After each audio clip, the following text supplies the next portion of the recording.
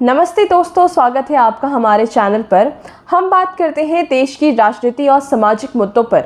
आज का एपिसोड बहुत ही खास है क्योंकि अब बात होने वाला है राहुल गांधी के नए किरदार की, लीडर ऑफ अपोजिशन के रूप में। 10 साल बाद भारत की प्रजातंत्र में अपोजिशन का एक फुल टाइम नेता होगा। इंडिया ब्लॉक ने 4 हफ्तों पहले राहुल गांधी का नाम प्रपोज किया था और अब ये ऑफिशियल है। ये राहुल गांधी का पहला कॉन्स्टिट्यूशनल पोस्ट होगा उनके 25 साल के पॉलिटिकल करियर में। ये आसान नहीं होने वाला उनके लिए, लेकिन अगर राहुल गांधी सफल होते हैं इस नए किरदार में तो ये एक बड़ी टर्न अराउंड स्टोरी होगी। पप्पू से पावर रेंजर तक का सफर। मोदी जी जो उन्हें कभी पप्पू कहकर मजाक उड़ाते थे, उनका सबसे बड़ा अपोनेंट बन जाना छोटी बात नहीं है। अगर राहुल गांधी अपने फर्ज से भागते हैं तो ये पब्लिक वर्डिक्ट का अपमान होगा। लोगों ने इंडिया ब्लॉक को वोट दिया है डिस्पाइट ऑफ मीडिया, मंगलसूत्र, मछली, mutton.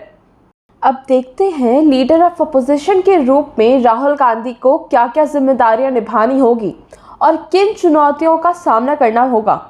Point number 2, leader of opposition के रूप में राहुल गांधी उन हाई पावर्ड कमिटीज का हिस्सा होंगे जो CBI director, central vigilance commissioner, chief information commissioner, NHRC और लोकपाल के चेयरपर्सन के मेंबर्स को अपॉइंट करती हैं। ये ऑफिसेस अक्सर कंट्रोवर्सी से घिरे रहते हैं और सरकार के लिए काम करते हैं। क्या राहुल गांधी इनको लाइन पर ला पाएंगे? लीडर ऑफ अपोजिशन होने के नाते राहुल गांधी का दर्जा यूनियन कैबिनेट मिनिस्टर के बराबर होगा और वो किसी भी विजिटिंग हेड को स्टेट से ऑफिशियली मिल सकते हैं। इंटरनेशनल लेवल पर उनका स्टेटस बढ़ेगा और मीडिया के सामने अपोजिशन की आवाज़ बनेंगे। एक full time leader of opposition होने का मतलब है कि सरकार मनमानी नहीं कर पाएगी, जैसे पिछले 10 सालों में करती आ रही थी। कमेटी को बाईपास करना, पार्लियामेंट सेशन को बढ़ाना या घटाना, अपोजिशन मेंबर्स को सस्पेंड करना, ये सब अब इतना आसान नहीं होगा। बीजेपी को पिछले 10 साल में मौका मिला क्योंकि अपोजिशन में लीडर होने के लिए पार्टी के पास 105 सीट चाहिए होती हैं। जीवन के सपनों से जुड़ा हुआ है, तुम उसे छीनने की बात कर रहे हो अपने मैनिफेस्टो में। गोल ले लेंगे, सबको वितरित कर देंगे। और पहले जब उनकी सरकार थी उन्होंने कहा था कि देश की संपत्ति पर पहला अधिकार मुसलमानों का है। इसका मतलब ये संपत्ति इकट्ठी करके किसको बांटेंगे? जिनके ज्यादा बच्चे हैं उनको बांटेंगे। 2014 में कांग्रेस के पास 44 सीट्स थी और 2019 में 52, लेकिन अब कांग्रेस के पास लगभग 100 सीट्स है और इंडिया ब्लॉक के पास 130 सीट्स।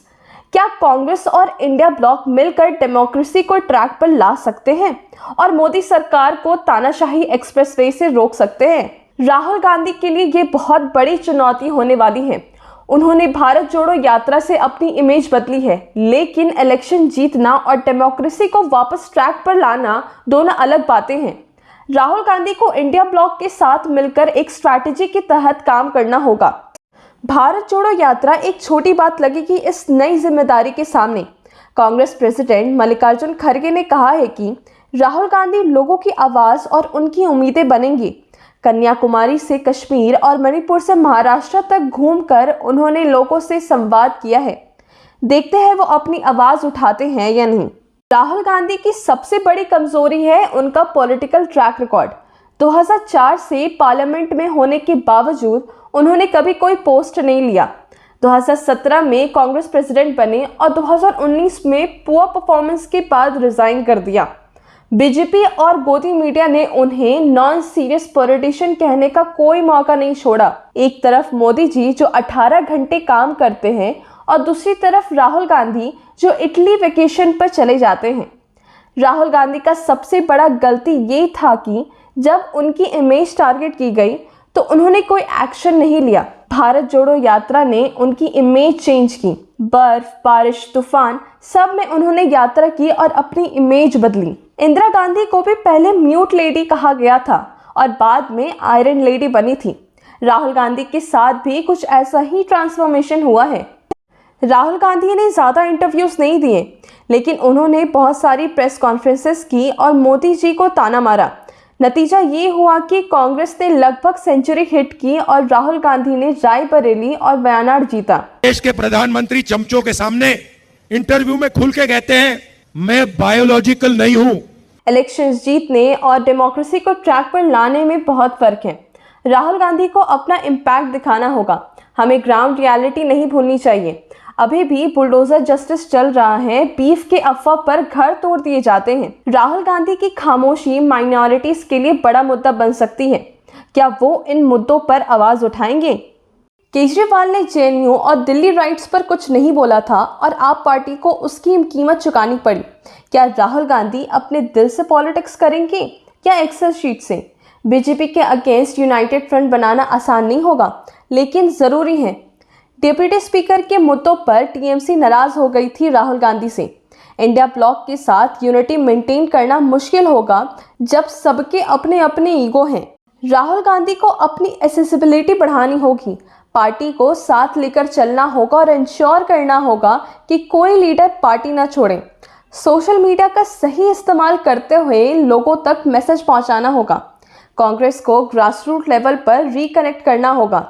सीनियर लीडर्स जैसे खरगे इस इंपॉर्टेंट रोल प्ले कर सकते हैं। गवर्नमेंट का पावर ग्रैब चल रहा है। न्यू टेलीकम्युनिकेशन बिल, भारतीय न्याय संहिता और ब्रॉडकास्ट बिल से सरकार डायरेक्ट कंट्रोल चाहती है। राहुल गांधी को कुछ आउट ऑफ द बॉक्स करना होगा और सबसे बड़ी बात, पब्लिक के लिए ही नहीं लेकिन संविधान के लिए भी लड़ना होगा। संविधान का सम्मान और उसकी प्रीमेसी को रीएस्टैब्लिश करना होगा। जहां कहीं भी संविधान के साथ गलत हो रहा है उसको ठीक करने की डिमांड करनी होगी। हमारा एजेंडा क्लियर है। Democracy number 1, nation number 1, constitution number 1। हमारा मुद्दा इन सब चीज़ को लेकर ही रहेगा और अब हम इस पर भी नज़र रखेंगे कि राहुल गांधी पब्लिक के ऑर्डर को फॉलो कर रहे हैं या नहीं। तो दोस्तों, ये थी हमारी आज की स्पेशल कवरेज और Rahul Gandhi new role as leader of opposition. आपको क्या लगता है, क्या राहुल गांधी अपनी नई जिम्मेदारियों को निभा पाएंगे? हम पॉलिटिकल सटायर के थ्रू सही सवाल उठाते रहेंगे। डेमोक्रेसी, नेशन और कॉन्स्टिट्यूशन सबसे पहले, इसलिए राहुल गांधी पर भी नज़र रखेंगे। आपका क्या कहना है इस पूरी कहानी पर कमेंट्स में ज़रूर बताएं। वीडियो को लाइक और शेयर करें और चैनल को सब्सक्राइब करना ना भूलें। तब तक के लिए स्टे इन्फॉर्म्ड, स्टे एंगेज। जय हिंद।